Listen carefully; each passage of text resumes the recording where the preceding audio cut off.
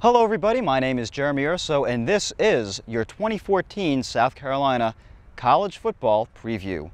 We are here on the beautiful historic Horseshoe, and first we are going to talk about South Carolina's schedule. First, we take it to Brian and Stan for more information.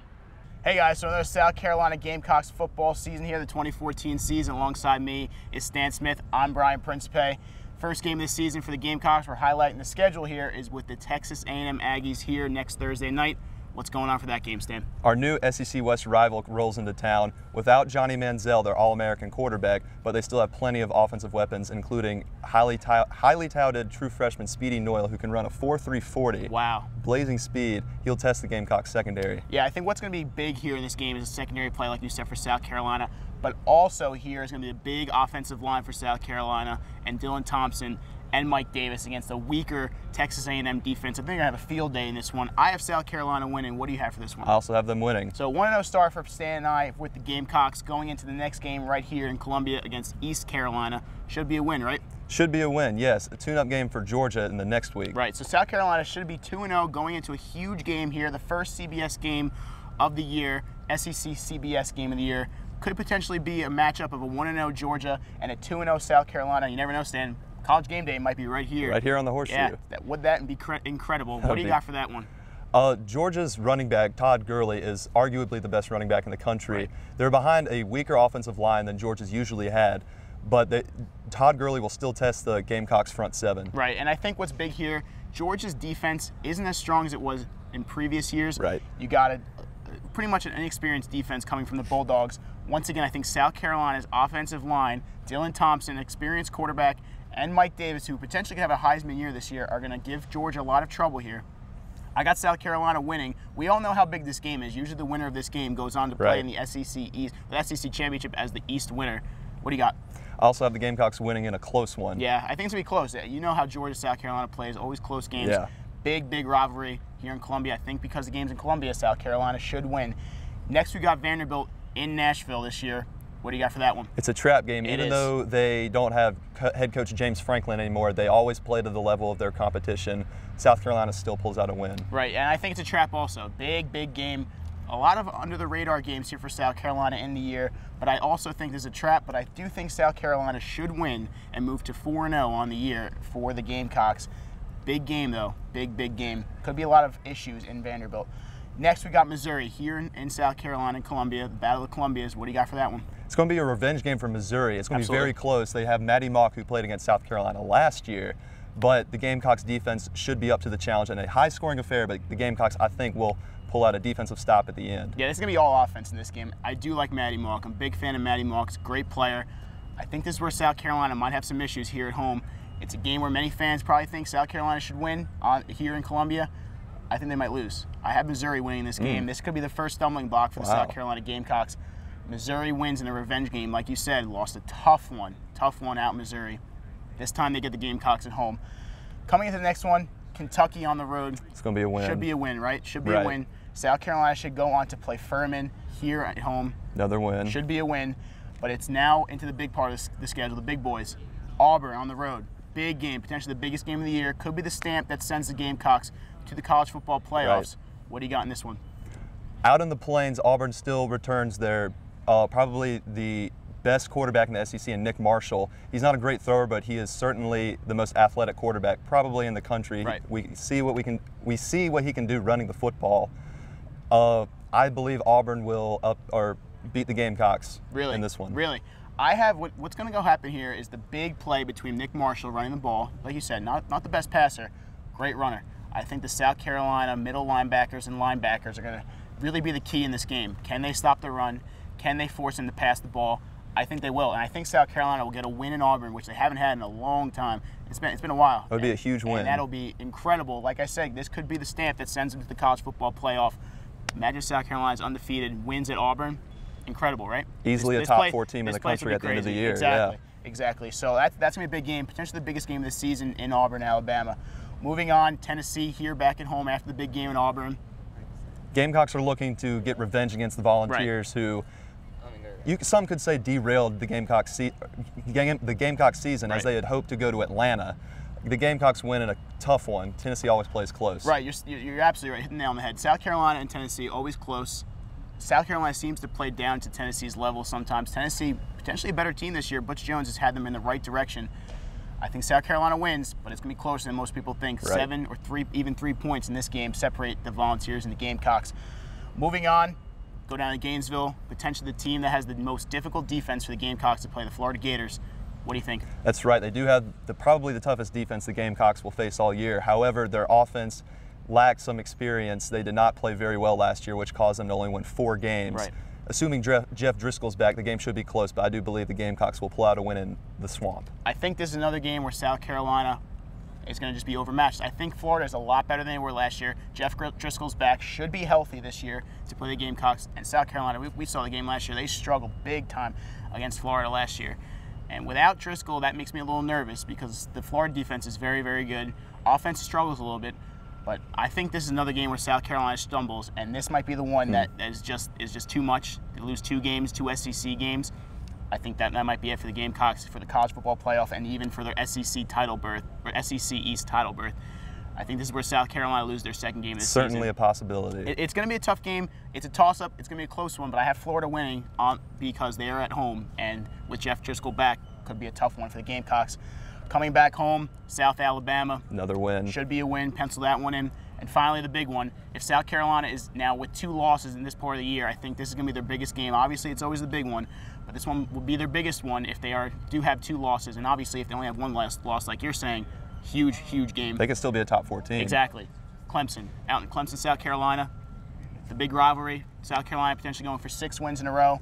These 2 teams could potentially be playing for a college football berth. You know, obviously, they want to knock each other out. If that's the case, what do you got against the Tigers? Death Valley is always electric, especially for the Carolina game. Being from the Clemson area, they're tired of hearing the 5-peat. They really want to get back at the Gamecocks, but I do believe the Gamecocks will pull out a close one, go for the 6-peat. I do have this Gamecocks winning for a 6th time. I think the inexperience on offense for the Clemson Tigers is going to kill them. Right. They have a very experienced defense. Didn't really lose anyone to the draft this year.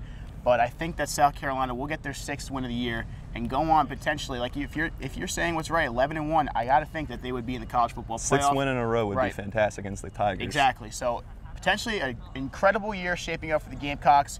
Could it be a college football playoff berth? Let's hope so. Let's hope so. But for now, let's send it off to Nick Jones, who has your key factors for wide receiver for the Gamecocks. Thanks, Brian and Stan. Now, as we look at the Gamecock offense, we already know who's going to be throwing the football. We got Dylan Thompson, and in the backfield, we have Mike Davis and Brandon Wilds running the football, and we have one of the best lines in the country. Now, let's look at the guys who's going to be catching the footballs. Now, we have 2 seniors in the wide receiver category this year, and we have Nick Jones and Demir Bird. Now, Nick Jones is a fifth-year return senior. He had a total of 5 total touchdowns last year, and he collected 281 yards. Now we got Demir Bird, who's going to be starting out on the ends, and he was a big-time receiver that Connor Shaw liked to throw to last year. He had 4 touchdowns for the year and 575 total yards, and that was the 2nd highest on the team. Now we also have some of the younger guys. We have Shaq Rowland. Shaq Rowland was kind of cold starting out at the beginning of the year, but came up big time near the end of the season, and it looks to have a bigger role coming into this season with the Gamecocks. And we also have Farrah Cooper, who was named onto the All-SEC freshman team for being an all-around back and a return specialist, so he might be one of the main guys returning this coming year. Also, we have some freshmen like Shaq Davidson, who's coming in, who was a big high school player. They had him playing a little bit of quarterback over at Gaffney High School and looks to make a big impact with the wide receivers this year. Now, tight end-wise, we have Jarrell Adams and Rory Anderson. Now, Rory Anderson did get injured during the spring, and he was out. He might be out for a little bit coming into the fall, but we have Jarrell Adams, who has a lot of experience under his belt, and he proved to be a reliable tight end to throw to this past season. So that will be your total for the wide receiver breakdown. South Carolina has been known for its defense in the past few years. However, with the loss of Jadeveon Clowney, things might change up a little bit. So now we're going to take it to Dalton Abel, who has more about the defense. When the Gamecocks open their season next Thursday night against Texas A&M, they will be without 5 starters on the defensive side of the ball. Jadeveon Clowney, Chaz Sutton, and Kelsey Quarles have all moved on, leaving South Carolina with 3 voids to fill on the defensive line. Defensive tackle JT Surratt is the only starter remaining up the middle, so he'll have to carry the weight there while redshirt sophomores Darius English and Gerald Dixon get their feet wet playing on the ends. Now shifting back to the linebacking corps, one of the biggest stories out of camp has been the emergence of redshirt sophomore TJ Holloman. Despite intercepting 3 passes last year, which was good for second on the team, Holloman only started 3 games and was widely regarded as a coverage linebacker. So coming into camp this year, he was entered as the backup to K'Wan Lewis. Although, as camp started, Holloman put on 15 pounds of muscle, started delivering vicious hits, and has now earned a starting spot in the linebacking corps. The linebacking corps also includes sophomore Sky Moore, who intercepted 4 passes last year, leading the team, and also led the team in tackles, en route to a second-team freshman All-America selection. Bryson Allen Williams, the standout freshman, is also going to get starts in the 3-4 package, which gives good reason to why Lorenzo Ward says this year's front 7 is much deeper than last year's squad. Now as we go back to the secondary, that's where the inexperience of this Gamecock defense starts to show its nasty head. Bryson Williams is the only member of the secondary that's had any sort of experience, and he's been shifting from cornerback to safety, back to corner all through camp to see where he fits best, although it looks like he's going to be starting at corner when the season gets underway. Al Harris Jr., the incoming freshman recruit, is going to start at the opposing corner, and back in the secondary you're going to have Chaz Elder and Chris Moody. But it's going to take a lot of time to see who's the best fit, because you also have Sidney Rhodes and Rico McWilliams in the mix. So what Lorenzo Ward is going to hope for is that within the first few games that the team can become cohesive and find their best unit to see if this Gamecock defense can replace their lost stars. One of the great things about college football is that players come and go, and this next segment focuses on just that. Hey, it's Katie Davis and Haley Anders here, and a lot of people are asking, what's the story with this 2014 Gamecock football team? We have several losses that could potentially hit us hard, starting with quarterback Connor Shaw. He was the best quarterback this school has seen and the winningest quarterback in South Carolina history, and then of course the counterpart of the dynamic duo in Bruce Ellington. And then we have, of course, the most obvious, recognizable loss in Jadeveon Clowney, the #1 pick in the NFL. But not only Clowney, we've also lost 4 other starters on the defense. But Spurrier says he's not concerned with the defense collapsing, not concerned with it slowing down. We've got some seniors and some secret weapons that could step up and keep it moving, starting with senior JT Surratt. He's a big guy, a lot of experience. He's the only returning starter on the D-line, so he's got some experience to lead this defense. And then you have senior Bryson Williams, another big guy. He's flexible. He can move from either safety position to cornerback. And then we have our secret weapon in Sky Moore. He's only a sophomore, yet he leads the team in interceptions and in tackles. So the defense can keep it together and keep it moving. You'll barely notice the loss of Clowney. But the story, it's kind of an equalizer. It evens out. A&M lost their attention getter, their superstar Johnny Manziel. We lost our own Jadeveon Clowney. So it evens out. For both sides, it's more of a team focus. Spurrier says that our team, our guys have a lot of good attitudes. They're hustling, they're making it to every practice, and we have a little bit of an upper hand with, we have 85.3% of our players returning, which is really high compared to the rest of the teams in the league. So if we can have Dylan Thompson step up and take that role of quarterback, lead the team, take over for Connor Shaw, and then the defense pull together, have those seniors lead, they're just looking for some leadership. Absolutely, and when you talk about the story of this Carolina team, there isn't the usual archetypical hero in the mix, but I can see 3 protagonists emerging, one of which you just mentioned, Dylan Thompson. His mentor was the winningest quarterback in South Carolina history. Spurrier said during the spring game that this is his team. He's ready to step up and be our leader.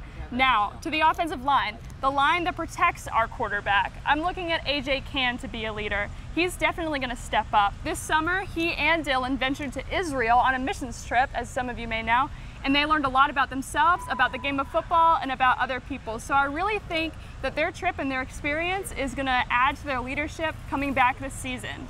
I also think that Spurrier said that AJ, this is his year. This is going to be the best year of his career. You know, he decided to come back 1 extra year to play with his team. He hasn't been in the spotlight much, but I can guarantee you that he is going to make a difference in protecting our quarterback when he's in the pocket. Now let's shift to the defense. We're going to go with K'Wan Lewis, the linebacker. He's a junior. This guy has come a long way from being a freshman, not even starting. During his sophomore year last year, he had 54 tackles, 2 forced fumbles, and an interception. That's pretty impressive because he didn't even see the field his first year. I'm really looking forward to this guy stepping up. He says he's ready to go. He's ready to have a big season. He's definitely going to be leading the linebackers this year for the Carolina defense. Here at Capital City Sports, we acknowledge that South Carolina is not the epicenter of college football. There are other teams around the league, which is why in this next segment, I join Austin Lewis to talk about the other teams in the college football world. Hello everybody, and welcome to our Around the College Football preview. I'm Jeremy Urso alongside my partner in crime, Austin Lewis. So Austin, let's start out with the SEC first. West Division, last year it was sort of a little bit like a circus because you had Ole Miss upset LSU. Auburn, you had that great, amazing Iron Bowl game, defeating Alabama. So what can we expect this season? The thing about Auburn last year is they made the biggest comeback, like the biggest jump from one season before to a season to next season. Yes, they went. Like they went 0-8, then Correct. they went 7-1, but their only loss to LSU. Correct. What I think is so interesting about the SEC West is I don't know if Auburn has any more luck left, because I think they might have used up all their luck last season. And they did have some losses, like running back Trey Mason. Correct. Off the tip of my tongue. Yeah. And what else were you gonna say? Yeah, they but they're returning a lot of starters. Like they've returned Sammy Coates, the wide receiver. Cameron Arce-Payne's going to be a running back. They returned a lot of good players on the defensive side, and they return, of course, the main cog in the Gus Malzahn tricky offense, Nick Marshall. And Nick Marshall is a Heisman candidate this season. Whether it's running, whether it's throwing, he is probably the most dynamic playmaker in the SEC, besides Todd Gurley in the running back for Georgia. But Auburn is not my pick to win the SEC this year. Who is my your pick? pick? Is Alabama. And that the is SEC West, I mean. And that is also, I guess, quote, the media's pick for them to win the SEC championship. Now, they do have a little bit of a quarterback competition between Blake Sims and Jacob Coker. So what's going on in Tuscaloosa land? That is my biggest fear with Alabama, because I am making that Alabama pick with very low confidence, because I don't know if Jacob Coker, who was the backup to Jameis Winston at Florida State, can be the guy at Alabama. I might see like a Mettenberger situation at LSU, because Zach Mettenberger was the backup behind Aaron Murray at Georgia. So we have kind of an unknown, and Blake Sims did not impress in the Alabama spring game, or has really impressed at all in his few years at Alabama. The thing about Alabama, which is so scary, is they're kind of three-headed monster at running back. TJ Yeldon, Kenyon Drake. TJ Yeldon is has been started for a few years. Kenyon Drake is a great change of pace back. And then the running back, I feel, puts more fear into defenders' hearts than anybody else in the SEC, Derrick Henry. If you saw him in the Oklahoma game, then you understand completely what I'm saying. This is a guy who's like 235, 240 pounds and can run away from safeties and cornerbacks. It's absolutely frightening. He is a guy who, while still a little raw as a runner, has so much natural talent that if he puts all together this year, he could have a potential first-team All-SEC, maybe Heisman winning year for Alabama. Now, there is one more thing I would like to say about the SEC West, and that is that big game in November, which is sort of an SEC national holiday. That is, of course, LSU versus Alabama. LSU, they do have a dual-threat quarterback, Anthony Jennings, and a running back, true freshman, who is, I have heard, he's been described as, quote, the Adrian Peterson That's running Leonard back. Fournette. Correct. And LSU has a kind of a quarterback controversy going with Brandon Harris and Anthony Jennings, so we don't know who's going to be the starter, but they are both dual-threat quarterbacks. But getting to Leonard Fournette, he was the #1 recruit overall in the recruiting rankings for 2014. He is just a natural, very special talent. I mean, recruiting rankings have gotten a lot better over the years, and this guy can't miss. I mean, I watched his highlight tape, and I was just amazed. Like, he made, like, there is no greater highlight tape than Jadeveon Clyne's in high school, but Fournette was really, really impressive. He was just, it was like he was on another level compared to all the high schoolers. I mean, he was just running them over, he ran away from them.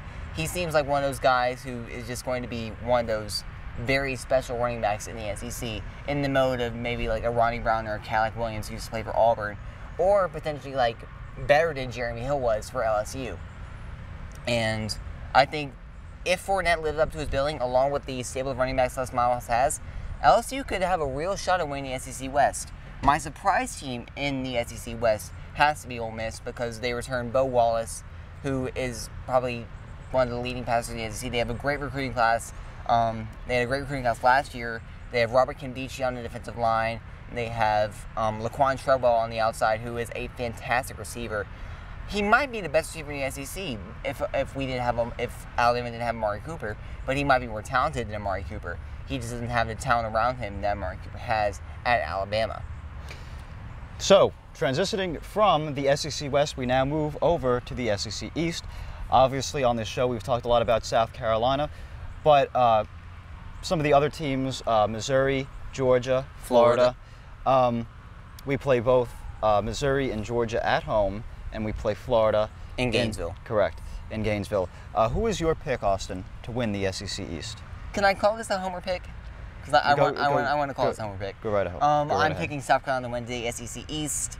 I feel like we are the most complete team in the SEC. Defense, offense, really good running back, really good receivers on the outside, an experienced quarterback. Even though he hadn't started a ton of games, Dylan Thompson has experience in the SEC, and he has experience on the road in big games, as seen by his Clemson win 2 years ago. And also UCF. And UCF. And I think the key to South Carolina's offense is, of course, Mike Davis. Mike Davis he's one of the top 3 running backs in the SEC. You can interchange Gurley, Yeldon, or Derrick Henry and Mike Davis whenever you want. I mean, Mike Davis has kind of been the sleeper running back.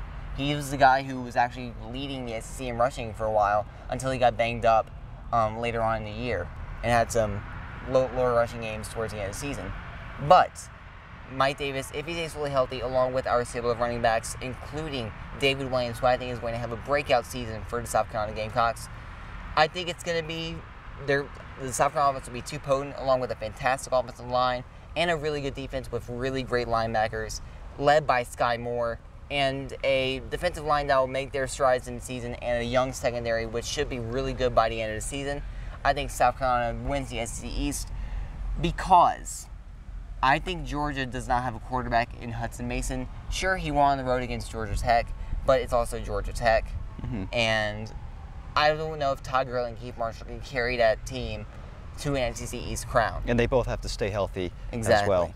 And then Keith Marshall has injury issues, and Todd Gurley had injury issues last year. The one team that I think should put the most fear in people's hearts has to be Florida. Because if Florida puts it all together, Florida is honestly the most talented team. They have nowhere to go but up. Yeah, Florida is the most talented team in the SEC East. I don't think that's even a question. Florida had a great defense last year. They bring back Jeff Driscoll, who was injured last season. And I think, this is still essentially the same team that went 10-2 2 years ago and beat South Carolina in the Swamp 44-11. Yes. After we lost LSU, right, and then week before we beat Georgia 35-7. I think if Florida puts it all together, that is the scariest game on the schedule, besides Auburn, of course. Because if it's a really good Florida team, that might be a loss for the South Carolina Gamecocks, and that might be a team to look out for to win the SEC East. Speaking of Missouri, now Missouri, they kind of shocked the SEC East last year by winning the SEC East, even though South Carolina beat them on the road at Missouri in the Shawshank Redemption, where Connor Shaw had the best game of his career, besides, I'd say, the Capital One Bowl against Wisconsin. But I don't think Missouri can put it together again this year. They lost Michael Sam. They lost their James Franklin. Right. And I think they lost a good bunch on defense, and they lost the quarterback who led them to the SEC East crown. I have confidence in Matty Walk. I think he's going to be a really great player. I just don't think it's his year to win the SEC East because I feel like South Carolina is too complete of a team to lose the SEC East this season. Outside the SEC, probably one of the biggest stories in the preseason, quarterback of Ohio State, Braxton Miller. He re-injured his right shoulder, and he is out for the season. In terms of Ohio State's success for the season and around the Big Ten, what's going on over there? Ohio State has no shot now. I say they were the preseason favorites to win the Big Ten before that, but now it's got to be Michigan State. It can't be anybody else, but it's at Michigan State. Michigan State's defense is too good. Mark D'Antonio is a really great coach, and I don't trust Ohio State to win when their offense is based around Braxton Miller. Now, Michigan State does have that tough game. I believe it's in September against Oregon. Is that correct? I do believe they play Oregon this year. I think it's possible. I can't really remember. They do play Oregon. So I mean, if they do lose to Oregon, that is a big loss for Michigan State, possibly putting them out of the college football playoff. Correct. And now I think the last topic that I would like to talk about is the #1 preseason favorite, Florida State. Will they repeat national championships, or at least go to the college football playoff? I'm saying they're getting in the college football playoff because there's no team on the schedule that's beating them. It's not going to be Clemson. It's not going to be Florida. Florida State is just too complete of a team. They have great players on the outside. They have a good running attack. They have a great defense. And they have the Heisman winner in Jameis Winston. And Jameis Winston has been hearing a lot of talk in the offseason about how, I mean, we had the crab leg story, which is, I think that can go unsaid. Everybody knows how weird that story was. And I think Jameis Winston he has something to prove this year. Well, there's always a lot of spotlight on a Heisman Trophy winner, especially if that is a true freshman. Yeah. We saw with Johnny Manziel, freshman. redshirt freshman. We saw with Johnny Manziel, and now we're seeing it again with Jameis Winston. So I agree with everything you said there. However, college football is very unique in that there are so many surprises. Now, I don't know what team will beat Florida State, but I'm saying that Florida State will be upset by one team on their schedule in the regular season. That is my prediction. I don't know what team it will be, but I'm saying that Florida State will lose and be upset in one of their games during the regular season. I say Florida State goes undefeated in their schedule and loses in the college football playoff to whatever team is in the college football playoff, because it's so difficult to win a national championship for 2 years in a row. Especially if you're outside of the SEC. And especially now that Florida State might be playing a 15-game schedule, potentially. I mean, that would be, they have their 12 games, and they have the ACC title game, and they have 2 college football playoff games. I mean, that's a lot. That's a lot, and you can't, count injuries. I mean, that's the amount of college football. It's so unpredictable. I mean, who's going to be the Auburn of this year? Who's going to be a team that shocks the world, that comes from kind of the depths and rises up and becomes the champions of that conference? I mean, are we going to have, an Iron Bowl finish in college football this year? Are we going to have a Auburn versus Georgia finish in college football this year? I mean, no one knows. That's why college football is the best sport, and that is why we love college football at Capital City Sports. Well, that'll be it for us for this segment. So, thank you for watching. Thanks for watching this special edition of Capital City Sports. Be sure to tune in to our first official episode of the semester, which features South Carolina and Texas A&M. Thanks for watching, and make it a great week.